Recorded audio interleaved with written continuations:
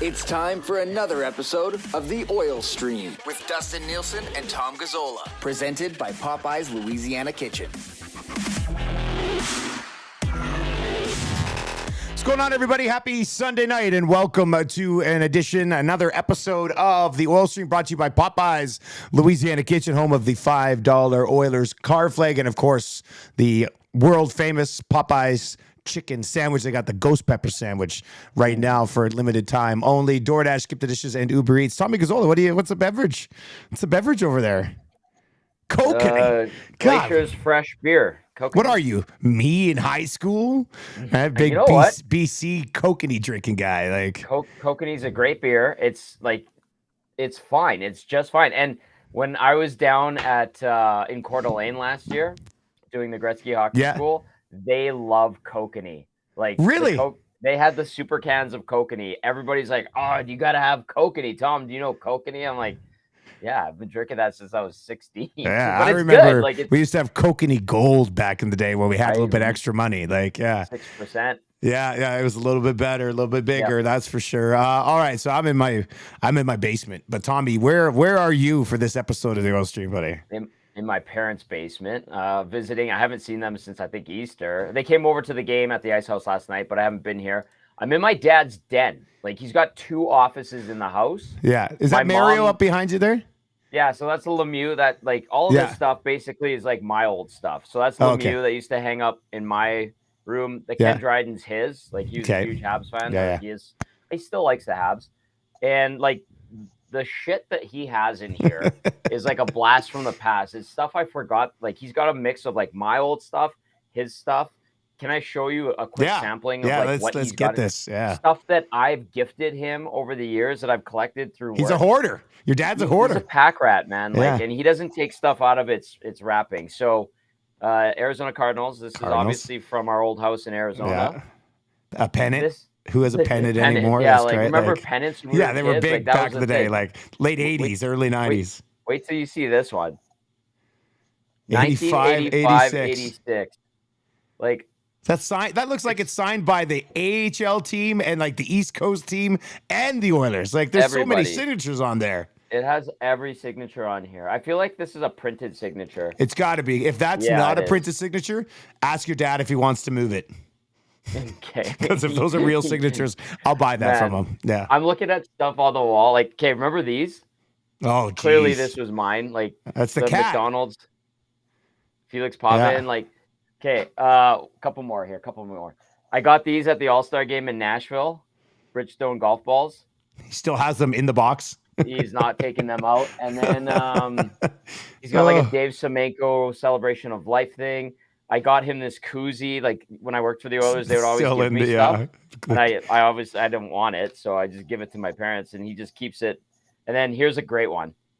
Oh, Ricky Ray flag. I love it. That's good. This is how we're gonna end the show today. What a weird little room. Yeah, definitely. Save that Ricky Ray flag. We can wave it. Are you thirsty? Yeah, I am a little thirsty. What's he got? Oh, good. He's got you covered. Well, the beer fridge is right here, so you might see me slip out and grab another brew. Another Kokanee. But if you want the hard stuff, so he's got this thing, okay? It's nice. Need a shot? Need a mix? Like, what do you want? They got 40 Creek Copper Pot. We got Wiser's. We've got, here's some good stuff. Crown Royal. What do we got? Doc 57. I've never heard of this. Never heard of that one. Wait. The good stuff. Sambuca. I hate Christmas Sambuca. Party. The good stuff. It's the gross. Best. Like, let's see if there's anything like really good in here. I don't know where he finds for everybody who's just listening to the podcast. Tommy's got like a full blown like beer bucket, and it's right almost I'd say like 7/8 full of just little shooters. Jim Beam Apple. Like, ooh, that looks good. I don't even think you pulled a double. Like, it looks like they're all. Yeah. This That's guy, wild. man.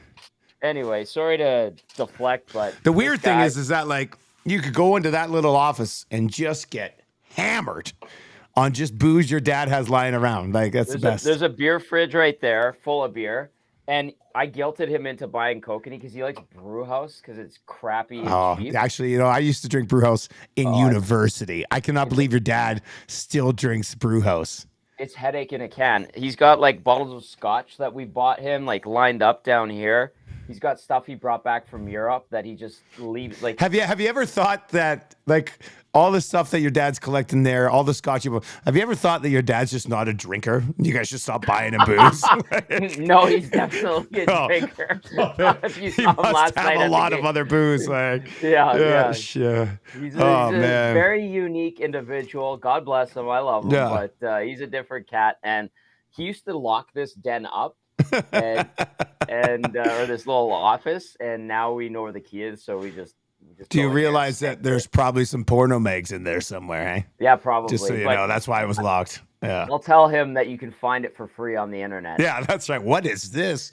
Excuse me. All right. Speaking of drinks, I think the entire city had a few watching that Game 6 on Saturday night, Tommy. And I mean, the ups and downs, like when Skinner, at first you didn't know that the stick broke on the play, right?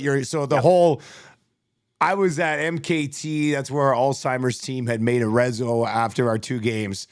And the place just went silent when Skinner, and you were doing your show, you were working at the Ice House. The place just went silent. And like nobody knew what to say. Like it was unbelievable that in that moment that would happen. And then, Twitter starts to pop up and it's like, oh, his stick was broken, and you see it. You're like, okay, well, I guess it makes more sense. But then on top of that, you're like, how in the world is a goalie stick breaking? And then you see the video of the slash that looks like it broke. And even I'm like, how did Skinner not know it was broken? Like after, because it looked like a little bit of a good bend on that slash from Kempe.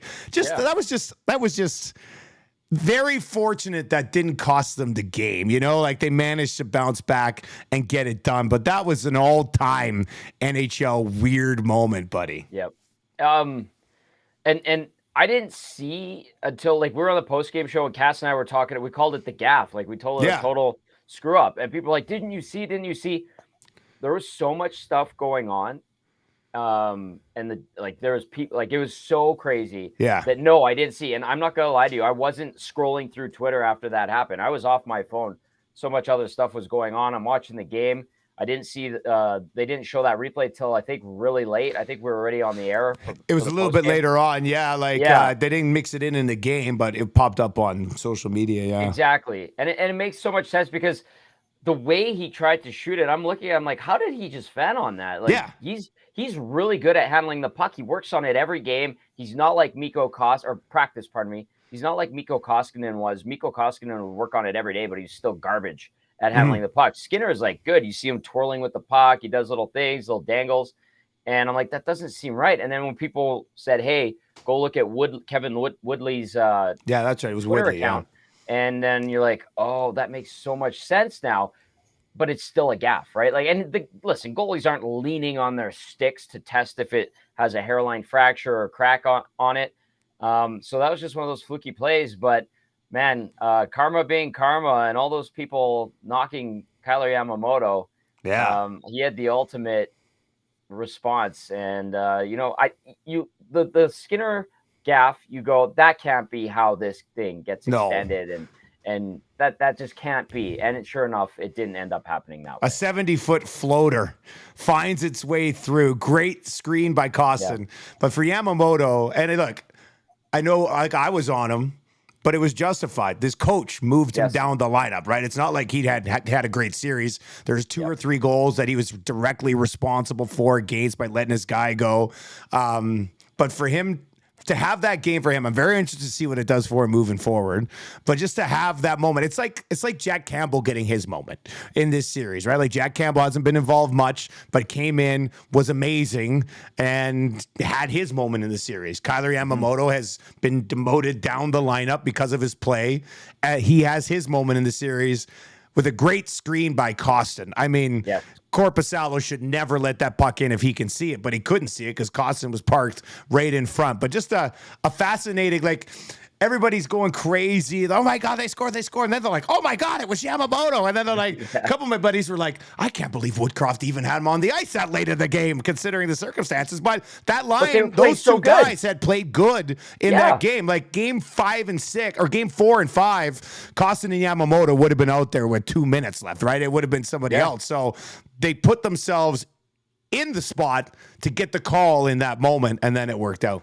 Dusty, when they were cycling that puck, and I think it was at the low end camera angle, they were down low there, and I'm like, Kostin's out there, man, with only a few minutes, 3 minutes left. And I was like, you know what? Jay is going with his feel, and he knows that Kostin's having a good game. And so he threw them out there, and then they work it back up to the other corner, and then they cycle it nicely. And then sure enough, Yamamoto spins and fires, nice little kind of check off to fake the back pass, and then boom, it's in the back of the net. Like, that was an instinct call to put those guys out there in that moment. And you knew that McDavid, Draisaitl, Kane were going to be out there for the last, minute 20, because they had just been on prior to that. But I saw Kostin out there, and they were working the puck down low, and I'm like, okay, Woody's going straight off of feel, and that ended up being the right call. So, and it goes back to some people who were suggesting that maybe he was getting outcoached when the Oilers were down 2-1.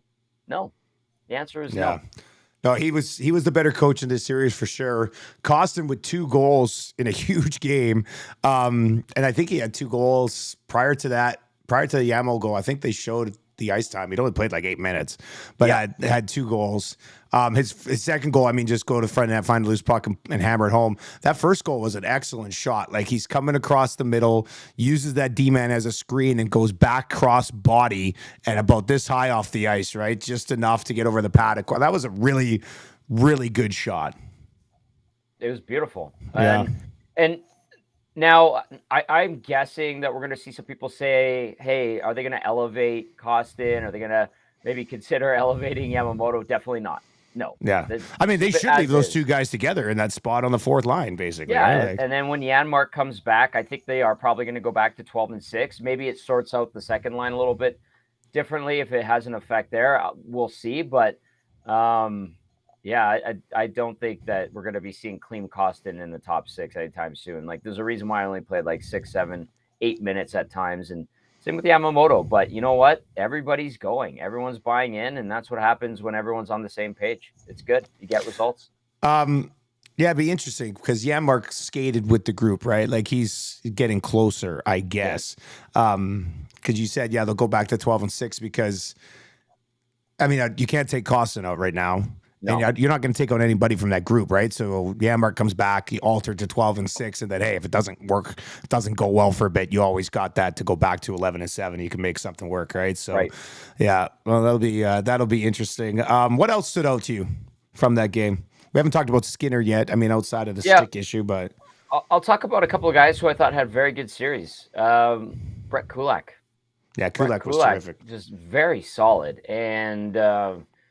How many times in this series, and you probably didn't see any of it. I didn't see any in the morning. Like, how many times in this series did Kulak put himself in a bad spot?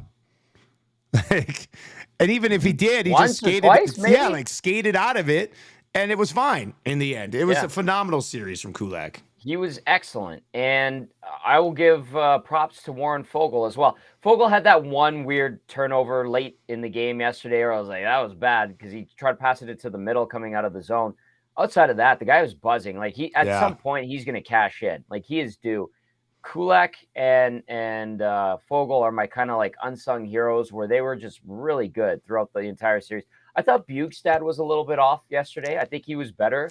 But he had his moments in this series too, right? Like, all these guys, Foegele didn't end up producing, but still, he was probably the most consistent out of all those bottom 6 guys the whole series. And then the other guys had their moments, right? Kostin went to a guy who had 3 points in the final game 2 games earlier, played like 3 minutes. Yep. It's kind of crazy.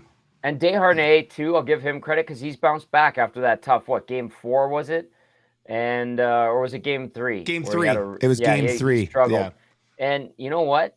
We didn't hear much about him because he put together a better series. He learned from his mistakes, and he got better as well. And I think Kulak helped him, obviously. Yeah. But, those guys, we're talking about the depth guys here.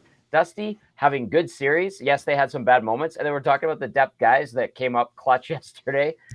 That's how you get it done in the playoffs. We'll see if this continues against a really good Golden Knights team now. Yeah, it's the Oil Stream brought to you by Popeyes Louisiana Kitchen. Nielsen and Gazzola with you here on a Sunday night. This is going to blow your mind, Tommy. Check this out. Oil Stream hoodie. Oil Stream hoodie. I feel like I need to know somebody to get one of those. Yeah, I got to hook you up with one of these. I get you maybe the T-shirt too, but yeah, it looks not bad, eh? I like it. It's good. It's like a lighter blue. I don't have a lot of these color hoodies, so it worked out pretty well. So, all right, let's have in your Boston Pizza appetizer. Hey, if you want to watch the games somewhere, you can do it at Boston Pizza. I know the location we were at on Wednesday for that live episode. They said that they're funneling the sound through the restaurant as well. So if you have a family, want to get the family out for dinner, another kokanee for Tom Gazzola, go do it at Boston Pizza. We'll have another live on location. I think we're in Clairview in May. We just got to lock in the date once we get to playoff schedule. Hey, speaking of schedule, when are we going to get this thing, Tommy? Okay, so this morning I checked in. I was told likely Wednesday. The team's staying in California right now. And there is a possibility it starts on Tuesday, but likely Wednesday. That's what they're likely expecting. A Wednesday, Friday, and then Sunday here at home. They're expecting Wednesday, possibility of Tuesday, and then Sunday at home for game 2. Okay, yeah, because Shania's in town Friday, Saturday, right? So they couldn't play. They couldn't go Tuesday, Thursday, Saturday. They'd have to still go Tuesday, Thursday, Sunday. So I guess Wednesday, Friday. So a Friday night in Vegas for Oilers fans. Not bad, buddy. Not bad. People are going. They're booking already. All those directs. Buddy, I'm sure some people are already gone. I'm sure some people flew out this morning. They're like, I'm going to go to Vegas for a week. Yeah. I was looking at Vegas last week just in case the Oilers lost. Yeah. I'm like, it'd take off for a bit, right? Week of May, before Hello Hockey. I get back on the Friday. Do like 5 days down there. Now it's like a work trip if one of us goes. I will not be going, unfortunately. It's not as fun. I was gone all weekend with these Alzheimer's tournament. Got home today. How was that, by the way? Oh, it was good. We went 2-1. We lost in a shootout. We had Ben Scrivens as our alumni. So so it ended up being pretty good. So we won both our games on Saturday. We played back-to-back on Saturdays, and then we played this morning, and we lost in a shootout to Sean Brown's team. But it was good. I mean, great event, and Hockey Helps the Homeless coming up this week. We're playing on that Brewhouse team, so that should be fun. That's just a one-dayer, right? Banquet Thursday night, and then all day Friday. So that'll be good for charity as well. But so I came home and today, and I said to Tam, first of all, I said, I think I'm going to go golfing on Thursday with some buddies. And she's like, okay. And then I said, and I was just trying to push my luck. I was like, and the Oilers going to be playing against Vegas in round 2, so I'm probably going to go to Vegas for a few days. And she was like, nope, not happening. So probably not happening. But hey, I mean, maybe later in the series. We'll see what happens later in the series. I mean, I've been down there for a long time, so I might not even go to the game. I'll just go down to Vegas, use an excuse to go to Vegas. It'd be good.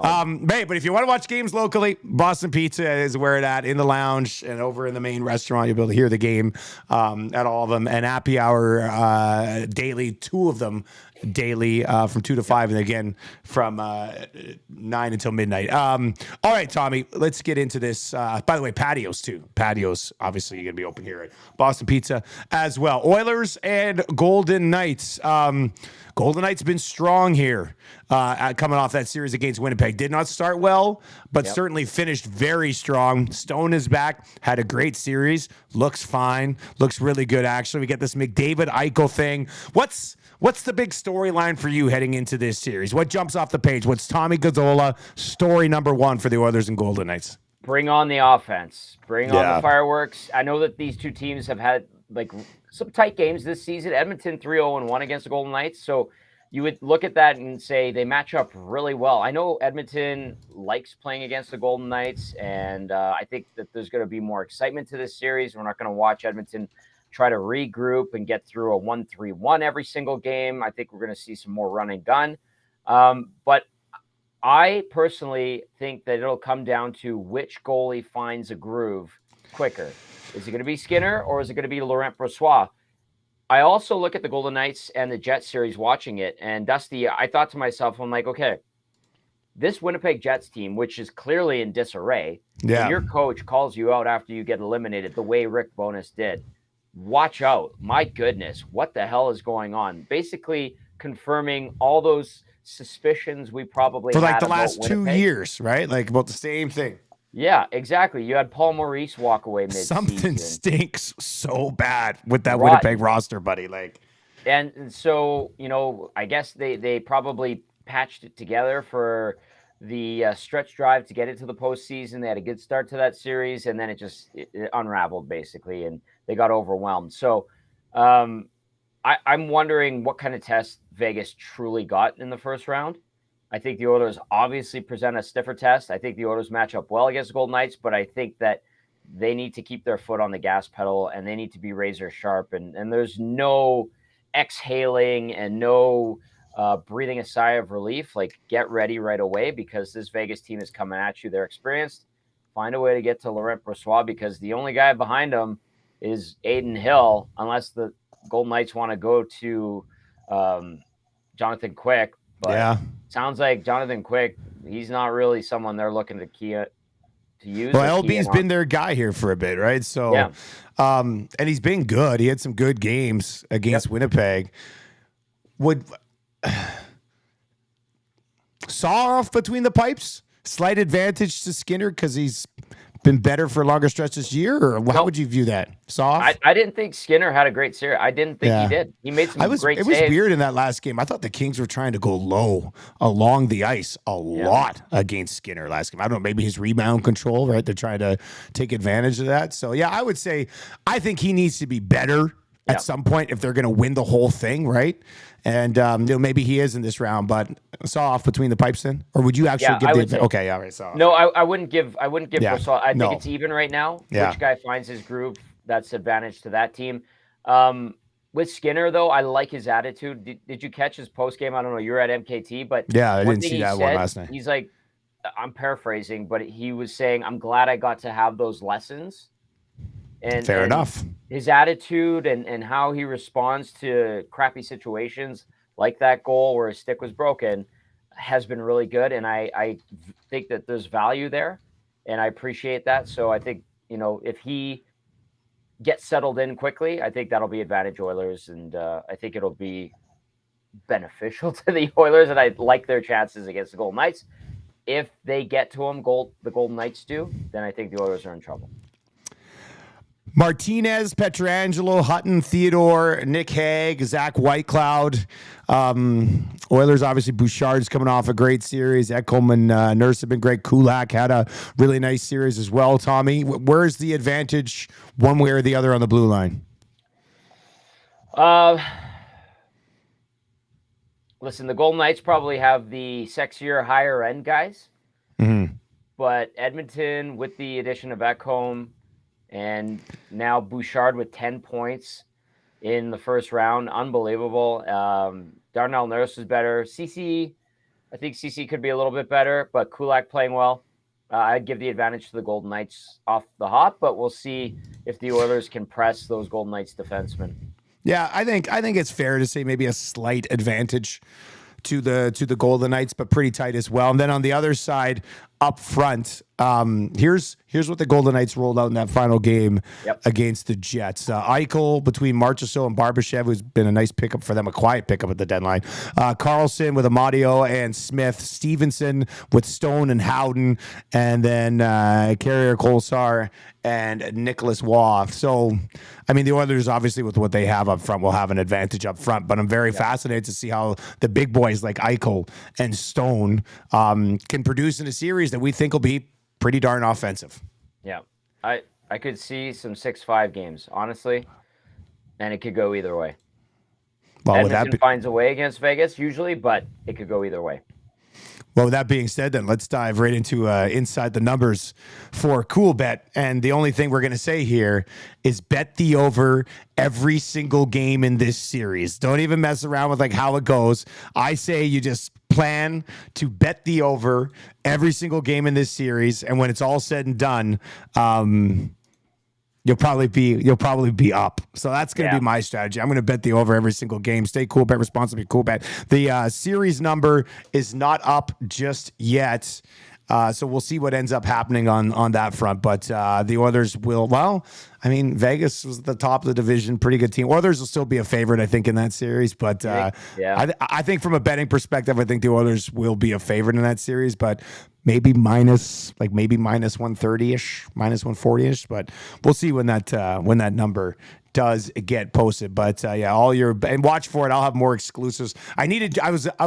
So we hit 2 in a row, and then for game 6, I had one. McDavid 2 points, Draisaitl 2 points, over 1.5 power play goals, and the Oilers to win. And McDavid had the 2 points. They had the 3 power play goals in the other game. Yep. And Draisaitl just couldn't get that second point, which was when then he was out there with the empty net when he dove to knock that puck on zone. Yes. I was like, look at this guy. I like the commitment on the defensive side of the puck. So that was pretty big.